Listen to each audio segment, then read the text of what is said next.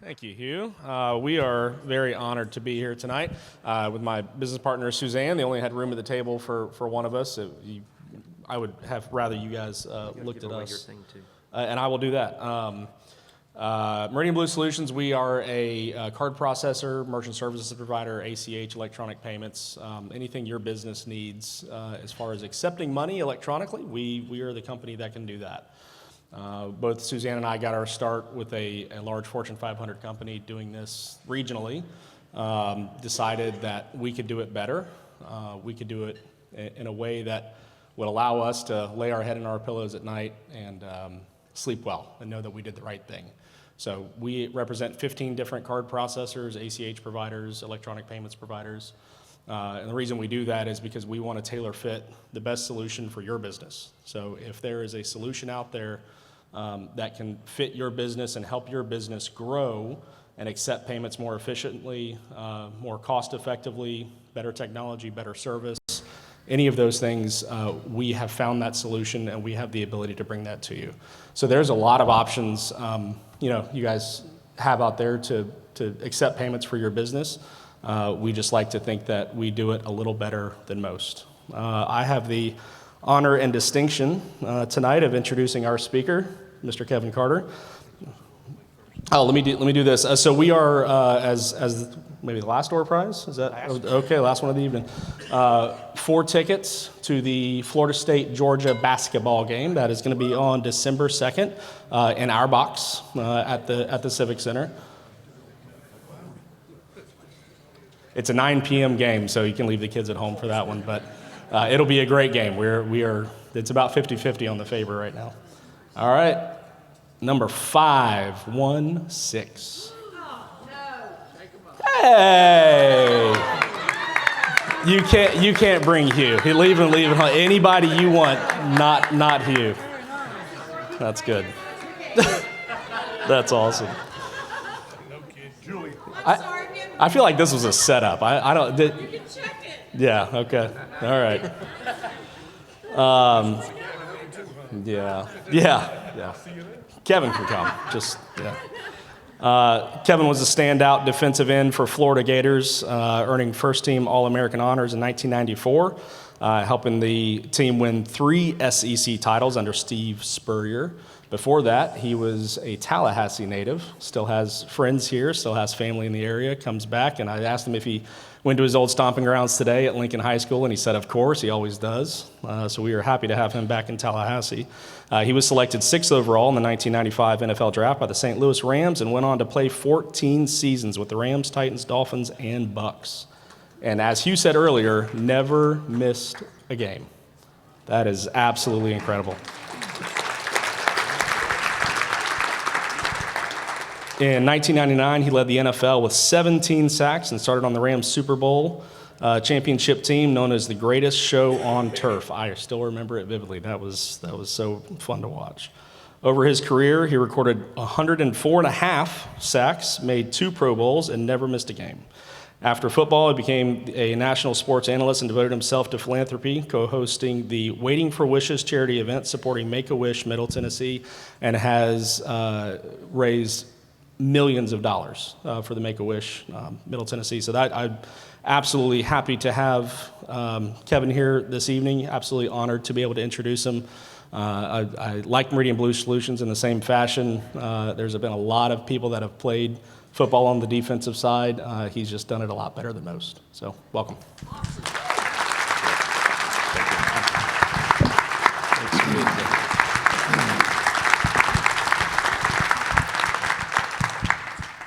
I'll be joining you at that game. You know that. Thank you so much for having me. I really, really, really appreciate it. It's such a treat to come back home. For those of you who are from this area, you know how special this area of the country is. I stand before you just a local kid. I went to Rudiger Elementary School. I played Cub League, baseball, Little League Baseball at Levy Park. I went to Fairview Middle School. That's where I know some of these guys from. And I went to Lincoln High School. And I can tell you, I had no idea that my life experience would take me all the places that I've been. I think I am blessed. I stand before you having had two wonderful parents, and the best thing they did for me is they gave me wings to fly. They prepared me for a world and kept me open and kept me vulnerable, but kept me evolving towards the best version of myself. And I'm from right here in Tallahassee, and I'm proud to say that. A lot of people ask me, I had more than one person ask me about how I made the decision to go to Florida and instead of going to Florida State. So I'll share that story really quickly. In the early 90s, back when I was coming out of high school, Florida State, and Miami were all top 10. So I couldn't go wrong in terms of my trajectory for a program, in terms of greatness or excellence or winning a national title or conference titles. But for me, having grown up here, and as I'm driving around today with my buddy Bart Brooks, and we were driving through Florida State's campus, and we're down on Gaines Street, and we're driving all around here. And if you've lived here for a number of years, you know that nothing looks like it did 30 years ago, right? And so we're driving, and I'm like, this is unbelievable. Look at how much all these things have grown. I'm like, is Yanni still here, or is Bullwinkle's here? Or I'm wanting all the night spots. I'm asking about all these places, but it's just the evolution of what has taken place in here. And I stand before you, I can say that I'm kind of another reflection of that growth, because I stand before you just a local kid that went on a whirlwind adventure that was called football. And football took me to a lot of great places. When I decided to make my decision to go to school, I grew up around this program. I grew up watching Florida State and emulating the players. And Bart and I were talking about I was talking to Bill Reagans earlier, and he's like, man, I used to always see you in the locker room after the games. And yeah, because we'd go up there and hang out with Sterling Palmer and Corey and Freeman and all these guys that were playing back in the days. And I was getting recruited, and at the time, I thought of how wonderful it would be to go to play for Florida State, a team that I loved and emulated and wanted to be like, and I looked up to the players. But I sincerely believe that God has a plan for all of our lives, right? Whether we're wanting to get in line with that plan or not. But when I started to visit schools, I started to see that it's a big world out there. There's a lot to see. And a man by the name of Lou Holtz sat down in front of me. And it's my first collegiate visit, right? First collegiate visit, first time I'd ever been on a plane. I was 17 years old, and I remember I had to miss a game. Okay, Paul O'Halloran was not happy with me because I was going on this recruiting trip. And when I got there, there was Warren Sapp and Derek Brooks and Jameer Miller and Antonio Freeman and all these guys who years later would be called out in the first round, and they'd be given an awkward hug to a middle-aged guy on a stage somewhere, right? And Lou Holtz was the one that was standing in front of me, and he tells this story. And I tell this story all the time. He's got a newspaper, and he's doing the newspaper trick as he is talking to us about the greatness of what you can be. And he's not saying about this greatness at Notre Dame. He's talking about the greatness that's inside of all of us. He's saying, can you imagine if all of this is our big recruiting weekend, if every one of you players committed to Notre Dame? And we were all like, it kind of hit us, because here is this guy telling us, because we're looking around, we know who the great players are. And we're looking around, and I'm seeing all these guys, and I'm like, these are all dudes. And I think I'm a dude, but these are really dudes. And so, he tears the newspaper up, he's got this ball of paper, and he's walking around throwing this ball, and he's throwing it at people, and people are throwing it back, and it's just this ball of newspaper. And he finishes the story, of course, and he does and at Notre Dame, anything is possible, and just shakes out the paper. Crowd goes wild. He killed with that trick, and we're all, just blown away by the trick. And he's sitting down with me later that day, and he asked me a question. He says, I want you to make a list of all the things that going to school in Florida has over coming to school in South Bend. And I said, well, the education is amazing, and but I'd probably get a better education maybe at Notre Dame. Maybe I'd have a better network or whatever, or maybe maybe there's things. And he says no. He starts writing down the obvious things. He says the weather's better, you got your family, the girls are prettier, and all this stuff. And he's writing all these things down, and he says, the one thing that trumps everything on that list is your personal greatness at Notre Dame. And I was like, man, this guy is just working on me hard. But before I got on the plane, my dad told me, he says, whatever you do, have fun on your visit, but don't commit. It's your first visit. This is a decision. This is your decision, but this is the first of probably 4 or 5 major decisions you'll make in your lifetime. Okay, this is where you're gonna go to school, who you're gonna marry, have children, buy your first house. All those major decisions are the things that when you look back, they are the forks in the road of your story and chapters of your life that took you one way or another. So for me, being faced with that first major crossroad, my dad really wanted me to take my time to make a good decision. So I come back home and I got a call from Coach Bowden. And he's wanting to know how my visit to Notre Dame went. Of course, I get 4 or 5 more calls after I get back from Notre Dame, and the same thing, all checking kind of the status. And then a man named Steve Spurrier comes into my living room, okay? And this is, Coach Spurrier was a dynamic individual, and I know that although he may be hated, but he's respected, all right, in this room, because the same greatness that I saw when I was in the FSU locker room, the same camaraderie, the same pride, he embodied that. And when I got around people, players down there, it felt like home. And that's funny to say because I'm a Tallahassee kid. I'm, Big Ben, kid. I want my name in Tallahassee Democrat. This is all I grew up knowing. But, being exposed to seeing more, I made a different decision, and the rest is history.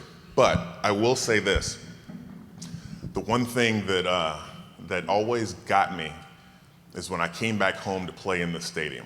Okay, and I will echo Coach Cooper's sentiments. There are very few places like Doak Campbell Stadium. I will tell you that, because when it is rocking, it is one of the most intimidating places to play. And I remember in 1994, yeah, you know what I'm talking about. Yeah, don't lie. You know what? We'll talk about that later, man.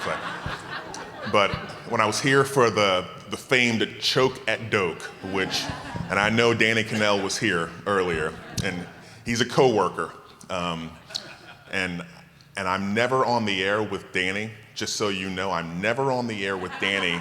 That somehow a clip of him running into the end zone and me on a naked bootleg and me missing the tackle, that does not air, okay? He takes the time before we do every broadcast, and I will not lie to you, whether we were at ESPN together and now we're at CBS together, and every single time I'm on the air with him, he plays that clip. He talks to the producer, goes behind my back and does it, pisses me off to no end.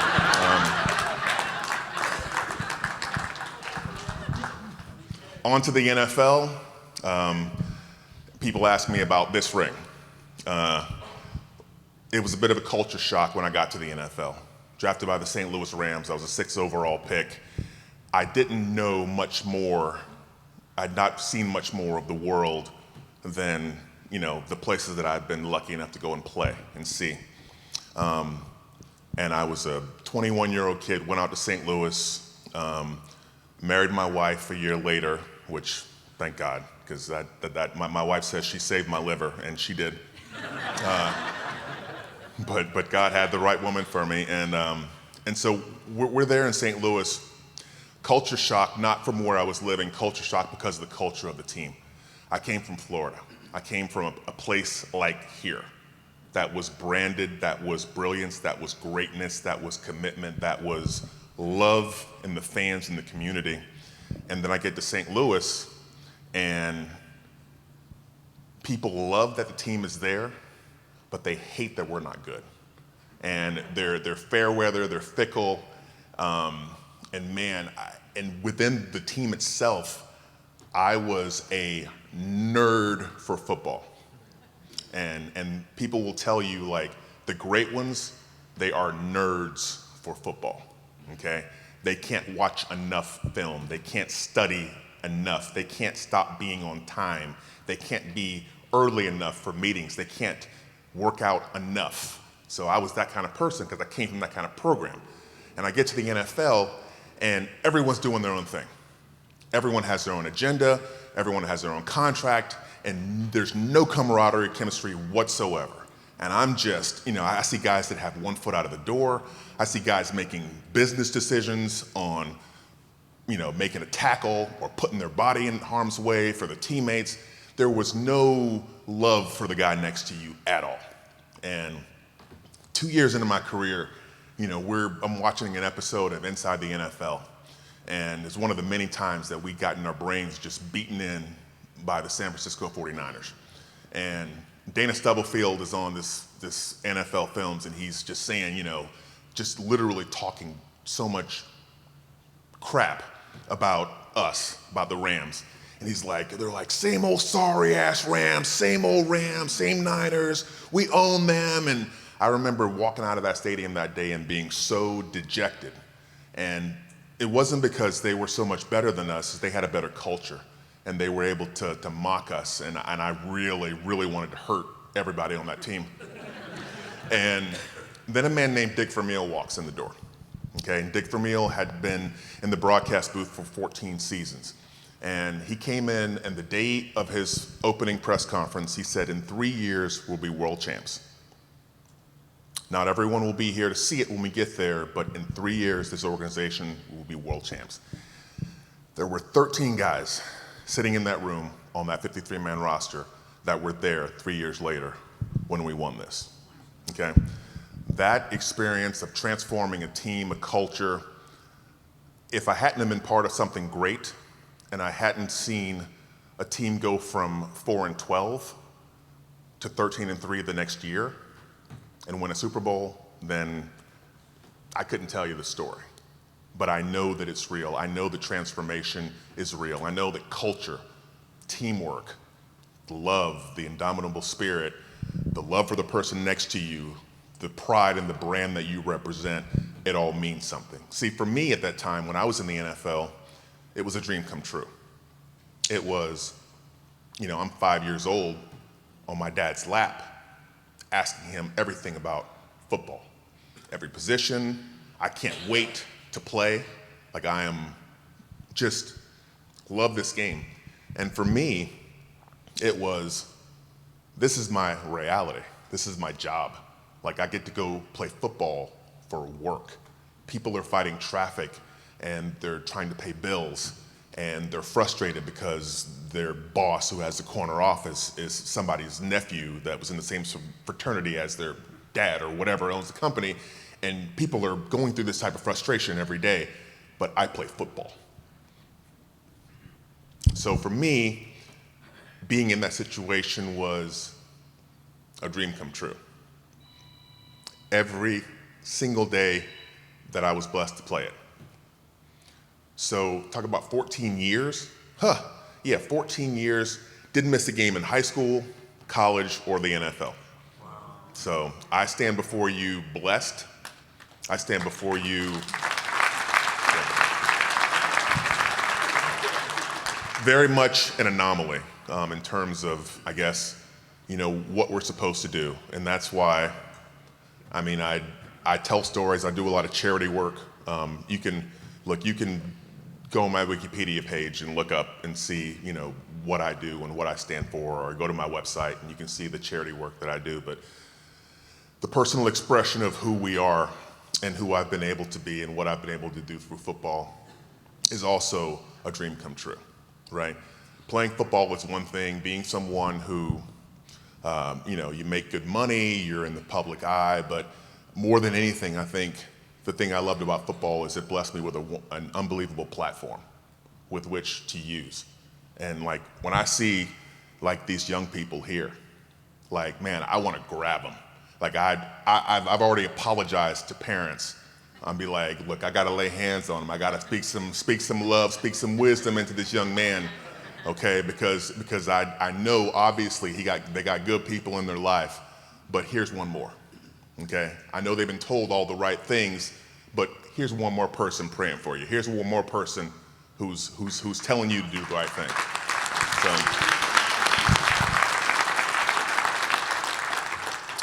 let me see. I retired in 2009. I decided to walk away from football, and I was lucky enough to walk away on my own terms. I played 14 years, 6 years for the Rams, 4 for the Tennessee Titans, 2 during the Nick Saban NFL experiment in Miami, and my last 2 for Gruden down in Tampa. And after those 2 years in Tampa, after 14 years in 4 different teams, my wife says, I'm not moving anymore. So she says, you can go and play. You can play to your heart's content and get this little football thing out of your system. And, but, me, your son and I will be here in Tampa, and we'll see you when the season's done. And so I got on a plane and went 3 places. I went to Minnesota. No, I'm sorry. I went to the Raiders, and I spent an hour, which was the reason I'm telling this story because it's an interesting story, so I'm going somewhere with this. Went out to Oakland, and this was one of the last years that Al Davis was alive and in the organization. I was just spellbound by who this man was, because this is the legendary Al Davis, the owner of the Raiders. If you know anything about football history, I'm a big-time history buff. The autumn wind is a Raider. That gives me chills. That's my origin story in terms of my love with football. So I'm in his office talking to Al Davis, and he is feeling me out. He doesn't want me there just as a player. He's offering me a job. He's offering me a job because he wants me to play, and then he wants me to go into his front office. And I'm wondering why this man is wanting this of me. I'm just a 14-year NFL veteran. Yeah, I had a great career. I'm always dependable. I'm on time. Whatever. I'm pretty boring outside of my football life. I'm old. I tell people I'm old, boring, and married, and that I was at that time too. And but he says to me.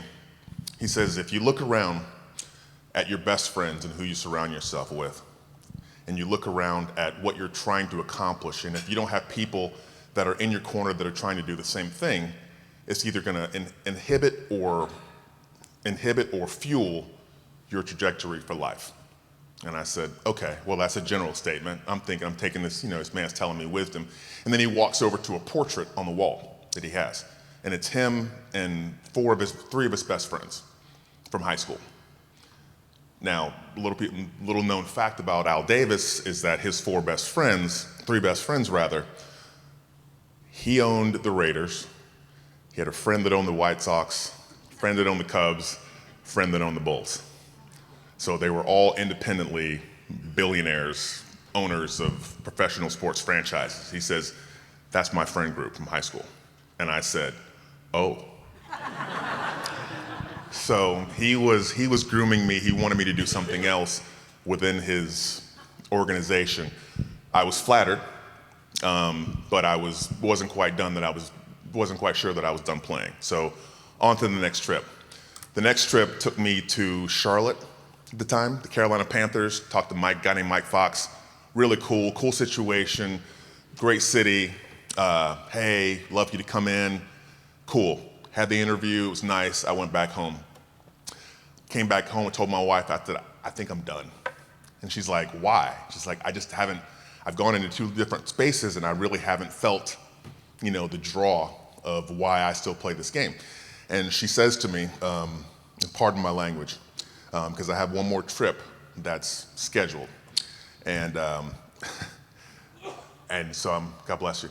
I'm supposed to go get on a plane and go see Belichick, okay, New England Patriots. And I say to my wife, I said, I'm not sure I want to go. I think I'm done with this. I'm in this space where I'm not motivated. I'm worried for the first time in my life. I'm worried about what I'm doing to my body. Like I've never concerned myself with that before. And the thing about football is either for you or it's not for you. You find out really quickly because a part of you has to not like, but relish contact, right? That's a football player. Part of you that plays football, it likes to hurt, like it likes to impact, right? So that part of me, I wasn't feeling it. So my wife, like a good wife, she says, don't be a P. Yes, she threw that word out, and she got in my face, and she says, don't be a P, get on the plane, find out if you really want to do this or not, so that we can get on with our life. And I said, yes, dear.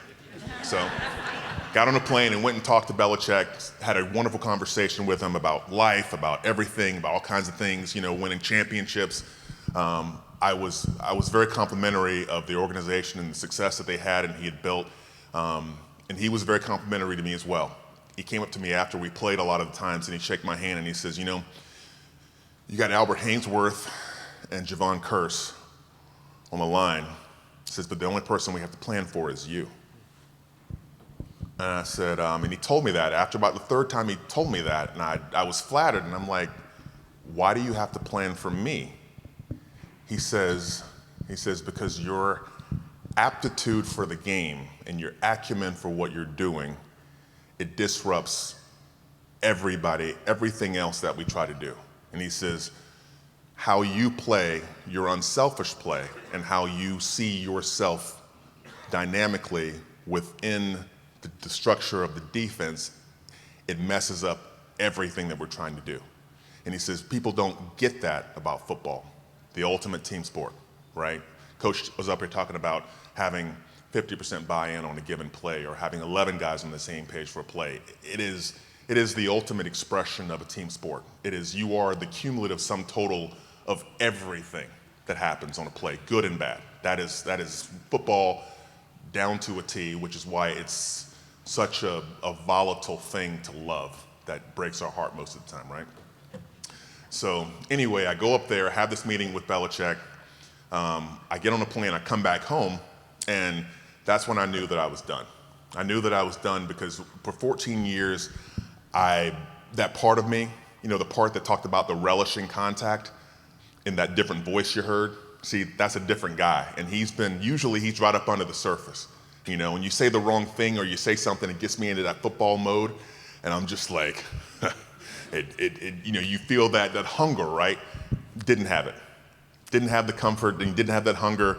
For 14 years, I walked into a locker room, and you get the eyes from the other guys in the locker room, right? Because there's a little beef when you walk into a locker room, and you're getting paid a little bit more than they are, or maybe you're coming in from another team, they played against you before, and usually I'm like, you're angry. Let me show you why I make more money than you. See, and I've been ready to step into that challenge. Wasn't ready to do it. It wasn't in my heart anymore. So I walked away. Walked away on my own terms, walked away completely healthy. No major injuries, surgeries, or anything like that. So just thankful. One of the things that I'm most proud of, and I'm glad you mentioned it about what I did with Make-A-Wish. For 20 years, I ran my own foundation. I just took a step back from it 2 years ago to kind of regroup because people that are middle-aged and you have grown kids, you know what that middle-aged empty nest, trying to redefine your life and trying to figure out where you're going to be and what you're going to do, that's kind of where I'm at right now. But for 20 years, I partnered with the Make-A-Wish Foundation of Middle Tennessee. Started it when I was playing for the Titans. And my co-host in this event was Jay DeMarcus from Rascal Flatts. Now, the guys that are at this table back here, they've been to one of my events, and I can truly say that it's one of the most fun charity events that I've ever been a part of. it's one of the things that I'm most proud of my life, because we were able to give close to $4 million over the period of 20 years through this one night per year. Over $4 million. So,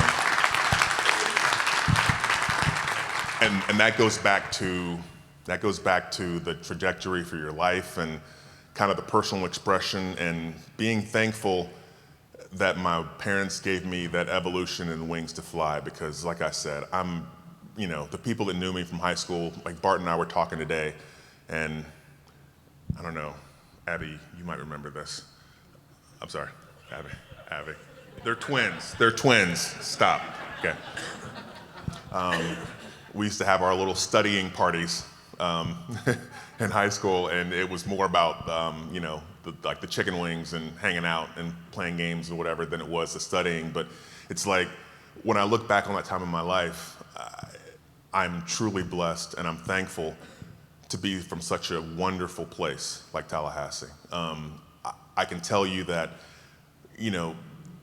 there are good people and bad people everywhere, but everywhere you go, people are just people.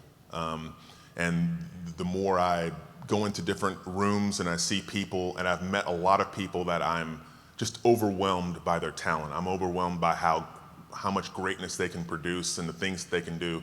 But I tell you the truth, I've been disappointed personally by some people that I've met, because their expression of greatness and their craft doesn't reflect in their life.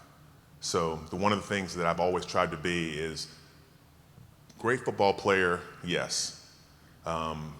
Great man in the community or whatever, but hopefully I'm an even better father and person in the community and husband and all that stuff. So thank you so much for having me here tonight. God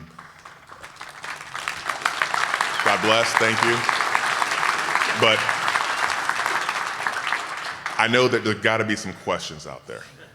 So, I am an AP voter as well. So, I have a vast wealth of football knowledge, yes. I don't have a question. I just wanted to let you know, I live in Levy Park, just down the street from Rudiger Elementary School. Oh, that's awesome. Rudiger is an A+ school. Yes. And the kids still play football in Levy Park on Saturday mornings. Awesome. And I can hear them from my house. That's awesome. Thank you so much for sharing that. Stomping ground. Yep. Kevin, so two questions. First one is, you talked about your experience when you got to the Rams and how it was kind of a shock compared to what you had. That's kind of infiltrated itself into college football today. So kind of what your thoughts are on that. And the second part is, football is a sport that's really hard on your body.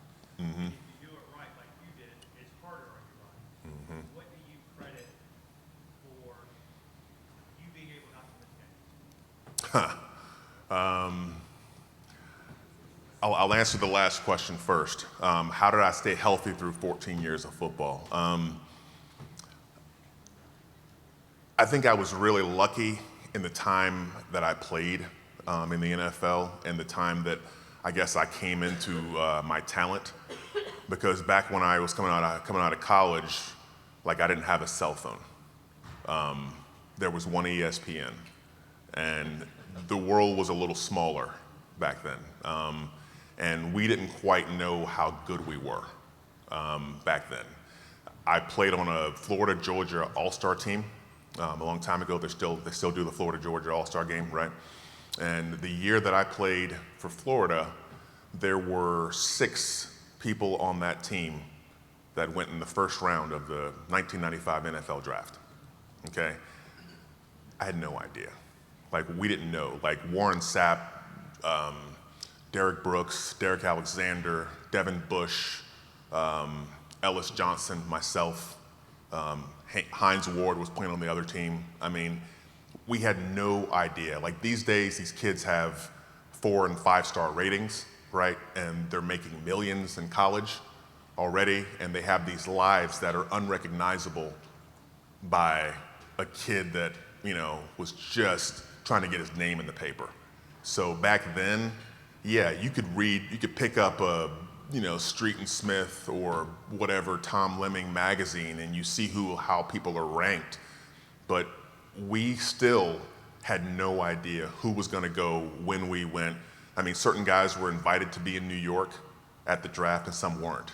Some of the guys that weren't invited, you wonder what they know and how they know this. No one knew back then. We have so much more information that we're privy to that wasn't there back then. So I think a lot of the players had a certain humility back then where they were, I think, not any more hungry than the kids today, not any more driven, but I think we were not quite as informed kind of as like where we were. So I was, every minute of every day, I was like, let me do the right thing, okay? So asking how I stayed healthy, I never knew how to not give all that I could.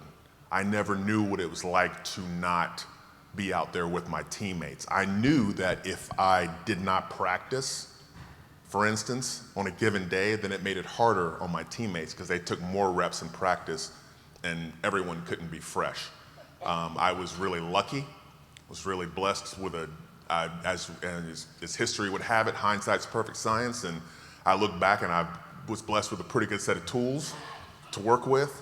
So, because my dad was, my dad right now looks the same as he did. My dad's 75, 70, almost 79, almost 80 years old, and he's built like a brick outhouse still. So got lucky genetically, but it was more about, I think, my attitude towards how I approached the game. And I got married young, kind of boring, but I married a woman who's a health nut. And when they look at her, they're like, "Oh man, your wife's beautiful." Is that, or they see a picture of my wife and my son, and they're like, "Is that his girlfriend?" I'm like, "No, that's my wife. That's his mom." I'm like, what,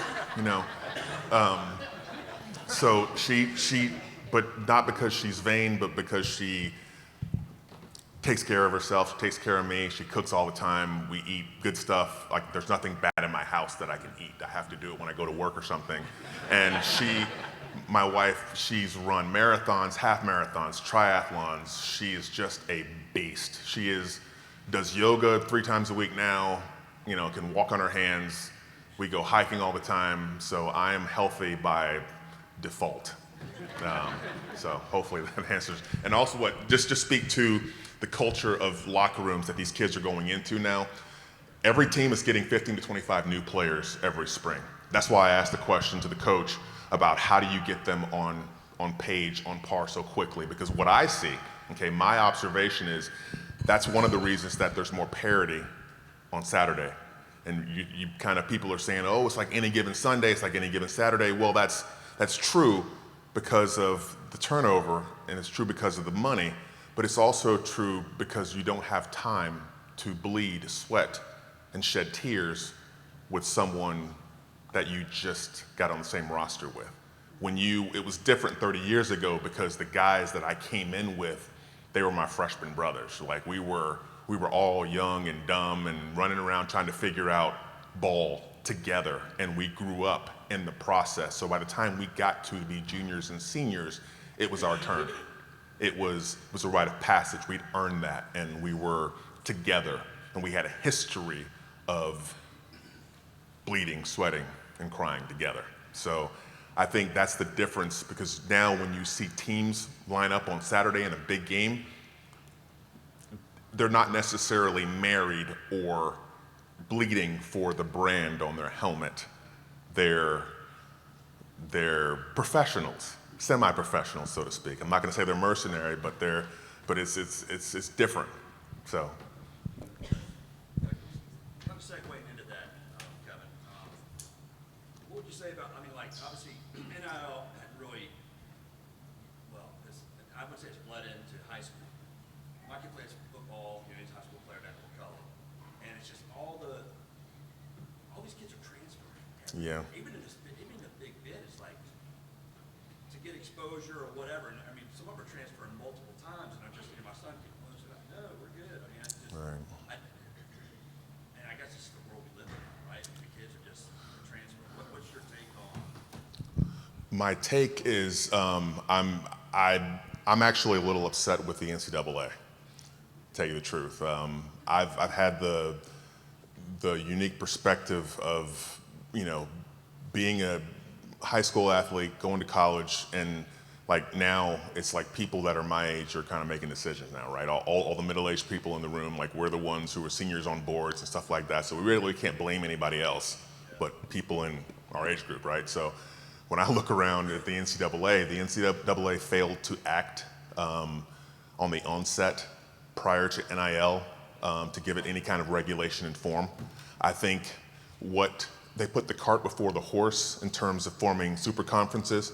This is something that we talked about, Tom Luganbill, when I was working for ESPN, we talked about this all the time. We talked about the formation of larger conferences for the sake of revenue sharing and to protect the leagues and the conferences and their brands. And basically, if you weren't part of one of these super conferences, you were going to get left behind. Now, the NCAA could have gotten out in front and basically assigned a template for how they do business, all the things that are taking place now when you have to win a case in Congress in order to, get revenue sharing in place as a statute so that teams don't monopolize from fan bases and billionaire contributions or whatever.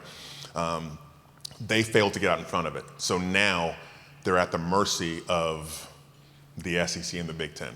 So whatever the most money is, when we have media days and we do our reporting on media days, and most people are listening about, okay, is my team going to be good? Who do we get from the portal? That kind of stuff. I'm listening I want to hear the reports on revenue sharing. I want to hear what they're going to do structurally, because that means the game is going to change and evolve even more than it is.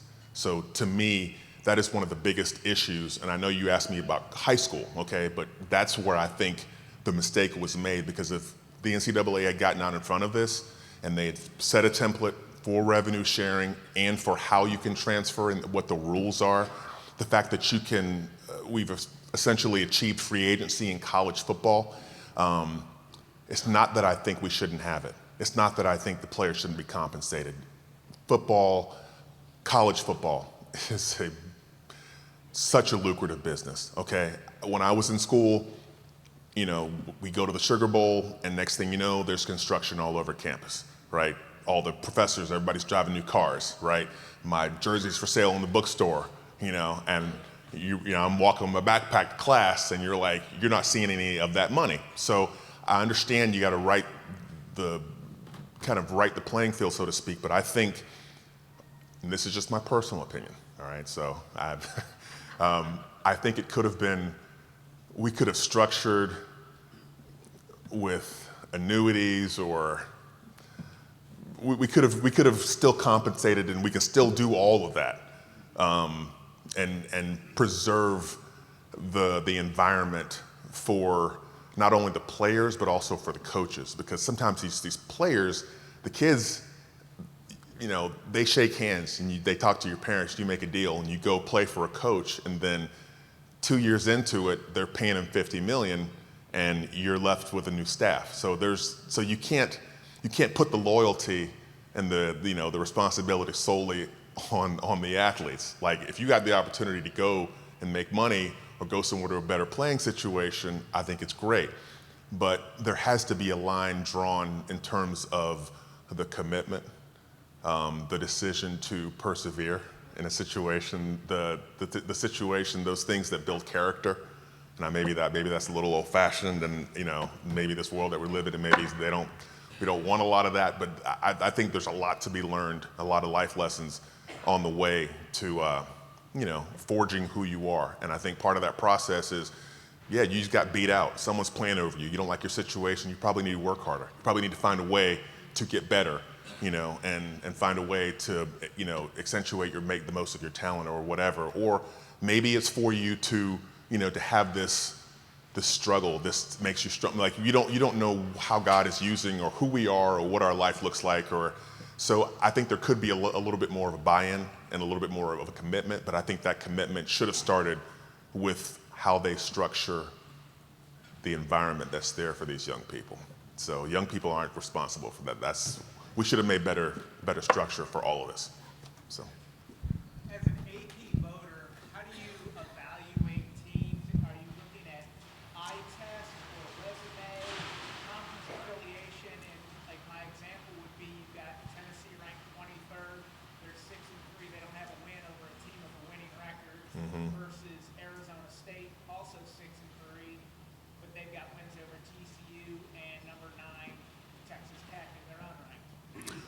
Personally, for me, it's not the eye test. I think the eye test is the most deceiving thing that you can do, because we'll look at a team just because we think they're supposed to be good because of the conference they play in, but then we see the game in real time, or we compare, we have comparative outcomes with common opponents, and it's not the case.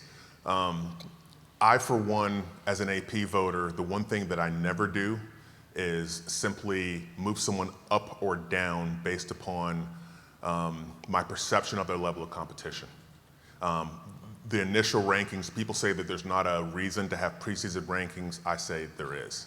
I say we have to start somewhere in terms of how we see these teams or what our opinion is. And then once they win or lose, you can't be afraid to really move someone in the poll. Okay, and that is, I think, the greatest power that an AP voter has, is if you look at your resume, if you look at their resume, like every week when I do my rankings, I sit there and I record the result of what they did the past week. But then I start looking down and I see, okay, collectively, what does their body of work look like? And if they're one of those teams like a Tennessee that hasn't beaten anyone with a winning record, your body of work, it kind of diminishes in its importance and its ability to hold water. So for me, I move people out. I don't have Tennessee. I don't have a team that has 3 losses in my top 25. Okay, I don't do it that way, and I will not penalize a team that hasn't lost. Like right now, I'm arguing with the guys that I'm in studio with. I'm on the one with Cardale Jones and Beanie Wells, and they're both Ohio State guys. And every week they say it on the broadcast. They're like, yeah, we got an AP voter here that won't put, Ohio State number 1. I mean, they won't do this or won't whatever. And I'm like, if I had them there before, then I'd keep them there. But I'm not going to move someone out if they haven't, because they'll play eventually. And a lot of these things will get worked out by schedule. But I am a big win your games type person. I don't believe in the eye test. I like comparative outcomes, because that's the only mechanism we have to compare conferences. Relative conference strength is when conferences play each other, and we can judge those games. But I'm a big styles makes fights. I'm big on the matchups. So sometimes teams just don't match up well with others. So to answer your question, I don't have any teams like that.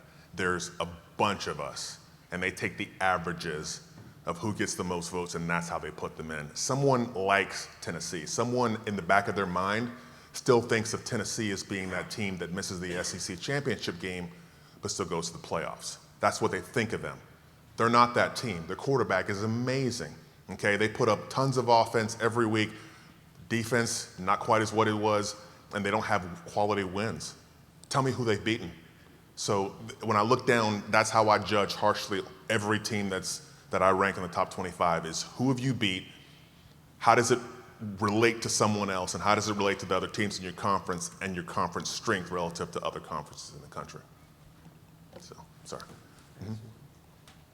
Yes, I'm a graduate of Godin High School, and matter of fact, I have a couple teachers here that are part of the I just would like to know, where did you get your Peppa Pig accent from?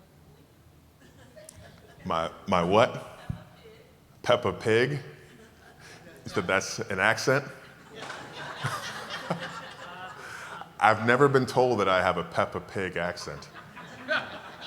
You know what? I think it's the combination of growing up in Tallahassee and losing my twang, over the years. And I go to a place like St. Louis, and they're like, you must be from the South. Because you say like y'all, and you're asking for like sweet tea and stuff. And over the years, I think also broadcasting, you kind of lose your accent. So, yes.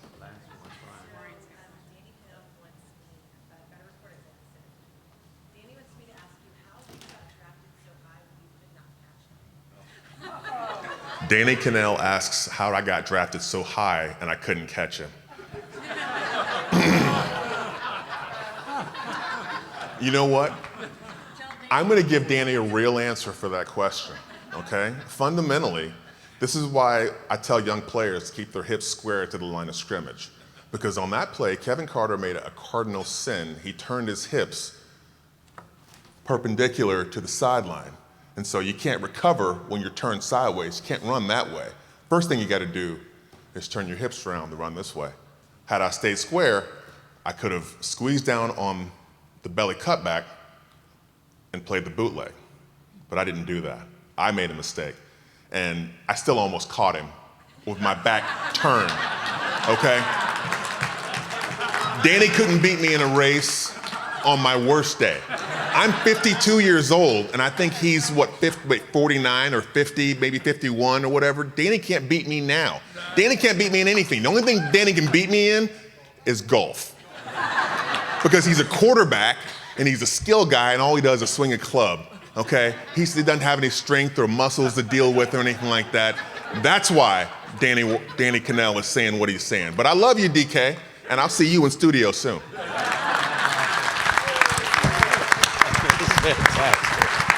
That was fantastic.